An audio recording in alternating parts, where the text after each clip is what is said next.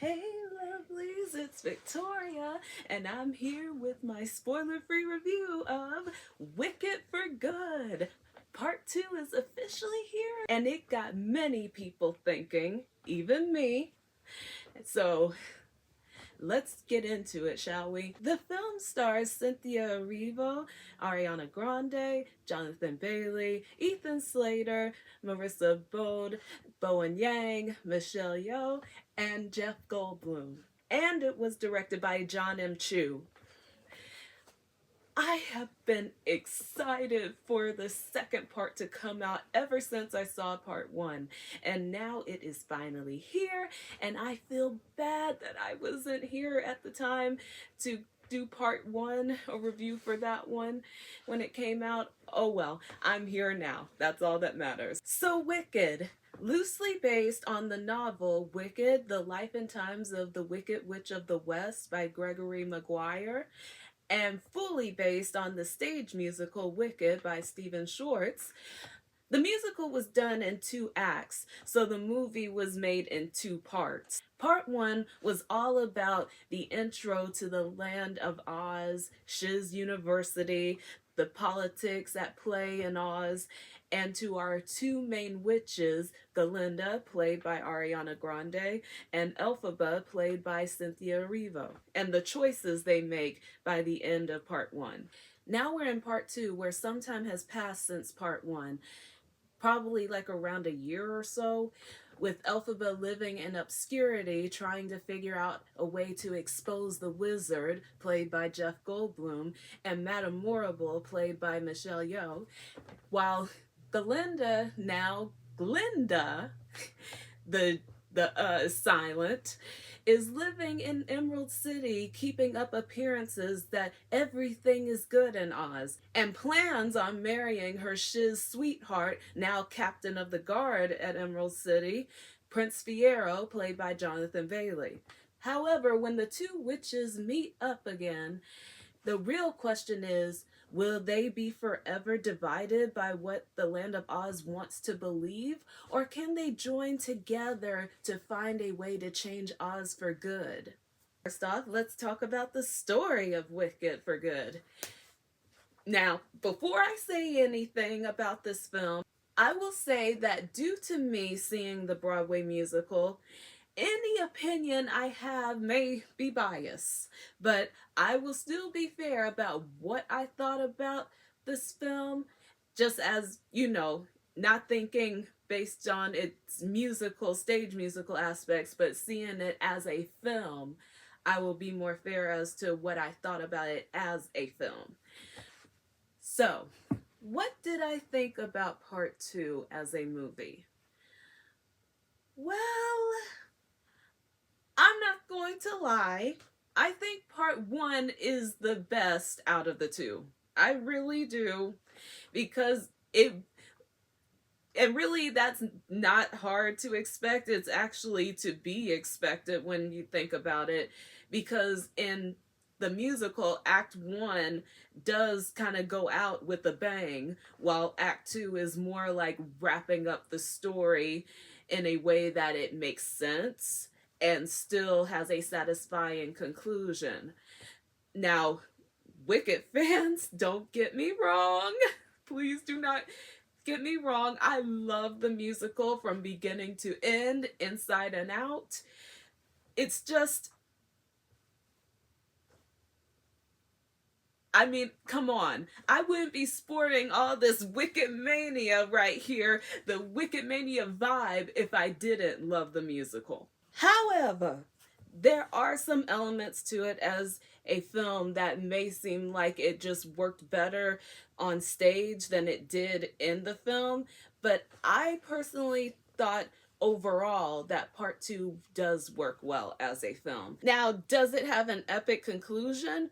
For those who know the story of the musical, some may say actually yes, but for those who were expecting to see Dorothy and the "we're off to see the wizard" gang have bigger roles in this part of the film, and also we may be experiencing some kind of epic battle against the wizard, well, yeah, you may be disappointed, but one thing you have to keep in mind is that this is not a story about the land of Oz in particular, or Dorothy falling into the chaos of Oz in particular. This is still the story about the friendship between Elphaba and Glinda, and that is what truly stays at the core of this film. So, with that being said, part two's story does work well as a film. I do believe that. And the ending of the film also works very well. Even with some of the changes that were added into it, it only adds to the essence of what the story is about. It doesn't, I don't think that it, you know, uproots it or overrides it in any way. And if part one was about the choices that these two witches make in the film, part two is about the consequences of the choices that they both made from the first film. Let's talk about the characters and the cast that brilliantly plays them, shall we? If part one is defined as Elphaba's story, then you could say that part two is pretty much Glinda's story. So we'll start with her. Glinda, played wonderfully by pop R&B sensation Ariana Grande. Let's just say I'm never gonna get enough of Glinda if she is played by Ariana, because I really always enjoyed her character since part one. And Glinda, unlike in part one, where she was the pinnacle of superficiality and cared more about her reputation than anything real in her life, in part two, even though she is now known as Glinda the Good due to her accepting to keep the image of the wizard unblemished and also still have the elements of superficiality to her, and also helping herself achieve what she wants, she is very much missing the friendship she and Elphaba had before she disappeared. You could say that Elphaba was the only real friend that Glinda ever had, and that is what is conflicting her in her pursuit to have it all in this film. And Ariana still does bring that airheaded comedy of her character to part two, which I still enjoy, and I think a lot of people will enjoy in this film. And but she also brings a dimensionality and complexity to Glinda in a way that makes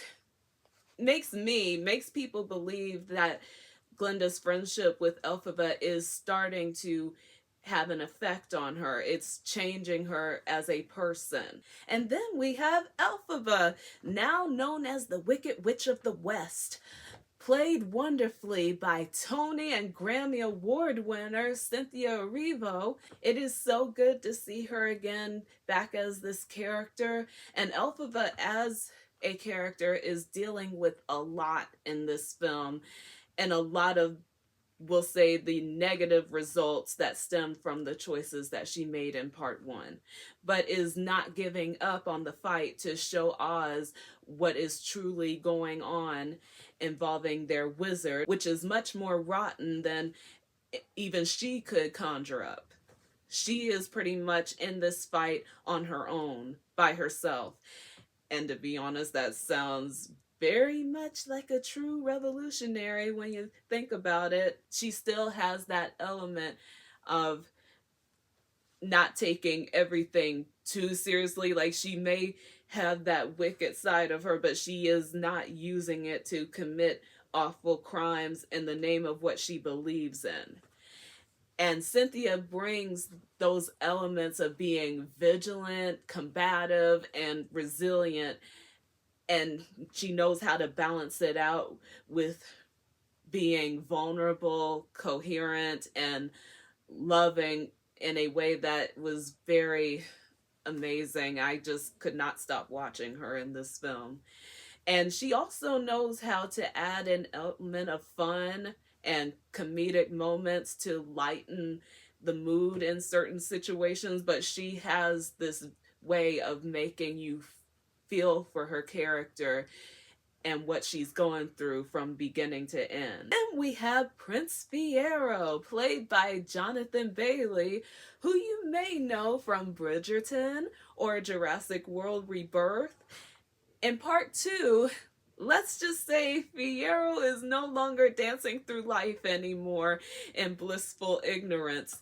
Due to Elphaba's friendship and influence, he has grown to care about something bigger than himself and cares about doing what's right, even though he still has conflicting feelings in his relationship with Glinda and everything that is going on in Oz. And we'll just say that Jonathan, playing a character conflicted in his feelings and wants to do what's best, he's no stranger to playing those types of characters, if you know what I mean.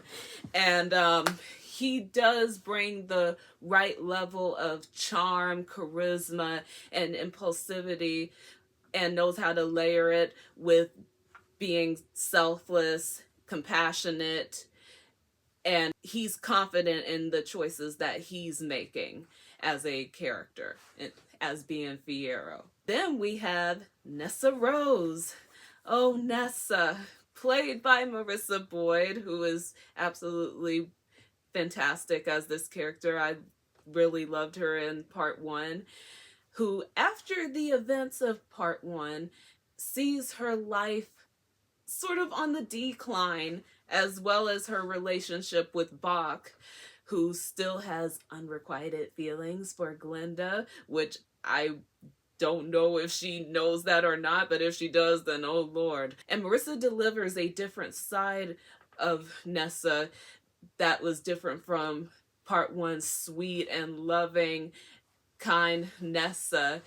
In this film, we see her in this bereaved state after the recent death of her and Elphaba's father, and now she is governor of Munchkinland, and she is also dealing with her own unrequited love for Bach, which is making her resentful, unreasonable, and even a little bit selfish and depressed. And then we have Bach, of course, played by Ethan Slater, who is still vying for the affections of Glinda, who is soon to be wed. But that's not going to stop him from throwing his hat into the ringer here.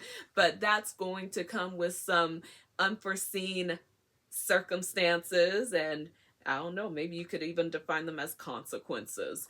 But either way, with his character in the film, Ethan definitely has fleshed out this character with the little time that he has on screen, or just being this character who is so into his feelings, trusting his feelings, that he could care less about the reality of the situation at hand. And also, but he is not stupid. He definitely knows what he sees before his very eyes. It kind of showed that in the first film. He's just someone who's trying to go for what he wants. And even you could almost throw him into the nice guy category trope, but at the same time, there's a lot to him that is still kind of like we can only see so much of because of the little time that we have with his character. And if you don't know what I mean, I would say check out some of the deleted scenes from part 1 if you can. We also see Bowen Yang and Bronwyn James return as Fanya and Shen Shen. I hope I'm saying Bowen's character's name right, because to be honest, I rarely hear his name spoken, but I know Shen Shen very well because she too was definitely in the musical stage production, but he was also in the book as well as one of Glinda's characters, so I don't want to exclude him out because he is still a big part of it. And they, who were pretty much the yes men, the sycophants to Glinda in the first film, they are now working as her assistants in this film. So it was nice to see the both of them again. They are so fun. They are such funny characters, and honestly, can't get enough of them. I wish they were in there a little bit more. We had Madame Morrible, played by the talented and fantastic Michelle Yeoh, who you should know who she is with her long list of credits that I do not have a lot of time to list up in here right now, but I definitely know you should know her from Crazy Rich Asians and Everything Everywhere All at Once. So yeah, if you know those films, you know exactly who I'm talking about. In part one, she was very much a quiet schemer disguised under being the only one who believes in Elphaba's capabilities in the first film. And in part two now, it is very much revealed that she's the one in control of all the craziness going on in Oz, the propaganda and everything rotten that is just seeping into what's going on in Oz. She is pretty much the puppet chess master extraordinaire in this film. And Michelle knows how to deliver that type of character very well and bring in that evilness within reason to her character, but still evil nonetheless. And she does deliver that evilness with style and grace, as she tends to do with a lot of her characters, and she is just super talented. So it was great to see her again as this character, and also just to see all the different facial expressions she gives when she is in the presence of Glinda. You'll know what I mean if you see the movie. And then we have our wonderful Wizard of Oz, played by Jeff Goldblum, also known as Dr. Malcolm, Seth Brundle, Herbert Biberman, David Levinson, Professor Brody, the Grandmaster. I'm sorry, y'all. I got a little carried away. I know, let's just say that I've seen many of his movies and I can't help but recall his characters because he's such a hilarious actor with the nervous tics, but also the serious qualities as well. So I could never forget Jeff Goldblum. And also, I kind of somewhat had a little crush on him when I was little. So don't hate on me for that. So in this film, you see how he is still enjoying the perks and basking in the facade that he has created for himself as the wizard, but he is also starting to experience, for some reason, some guilt and regret for how things are turning out. And let's just say Jeff Goldblum definitely delivers on that awkward big kid energy that he somewhat brought to the first film, but also bringing that aspect of a character too that's in conflict with himself for being a fraud and being someone that is pretty much just buying into a fantasy that he has pretty much created.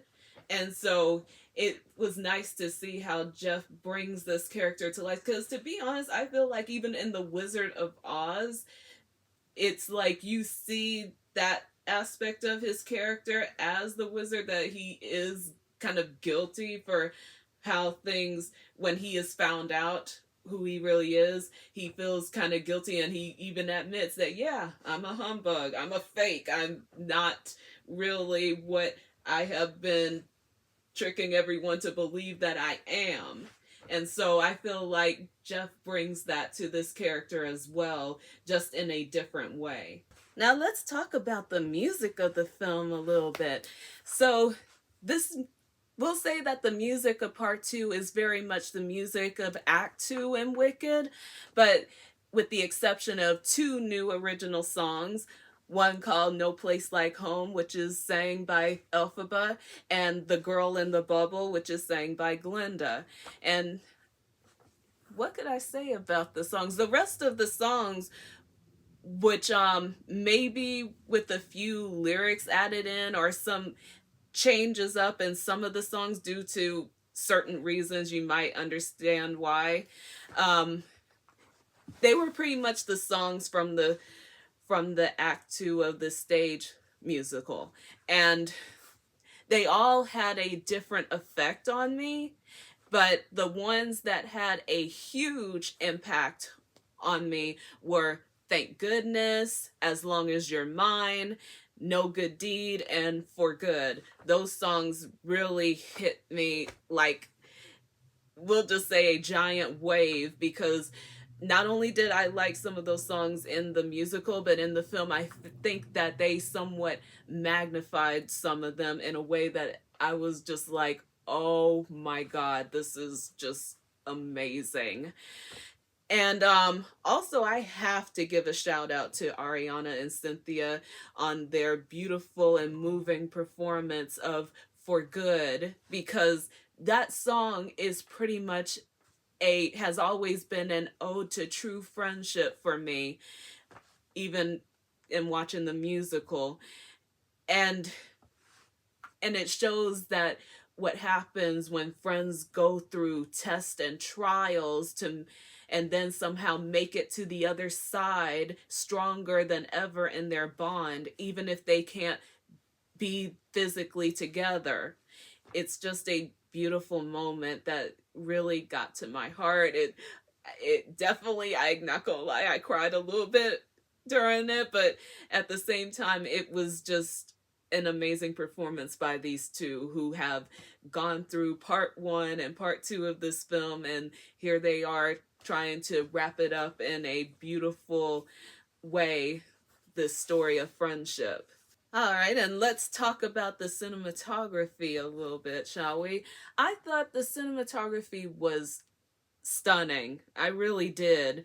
And to see the land of Oz as portrayed in the book, well, somewhat in the book, loosely from the book, but more so from the musical brought to life for film, I was just amazed, and I really have to give the cinematographer Alice Brooks her props on that, because I think she did a really good job with it, because Oz really became a place that she had it constructed almost so fully into a world that if it was real, I would want to visit and explore every nook and cranny of that place. It was that beautiful. All right, lovelies. Now let's get to my rating. On a scale of 1 to 10, I give Wicked for Good a 9.3. I truly enjoyed this film, and not just because I'm a Wicked fan, but just because as a moviegoer who is always looking for good films to see, this definitely falls into that category for me. And I'll just say this, that for those that don't know the story or seen the musical, that if you walk into this film with an open mind, open heart, and yes, even open courage, you may enjoy it. I really think you could, if you just give it a chance and just take in what it is presenting you with, what it's giving you, you could possibly enjoy this film. So that's all I have to say for this spoiler-free review. But I will be back with my spoiler talk on this film, so look forward to that coming out. And I will see you all then. And until next time, fly, my lovelies, fly! And bye.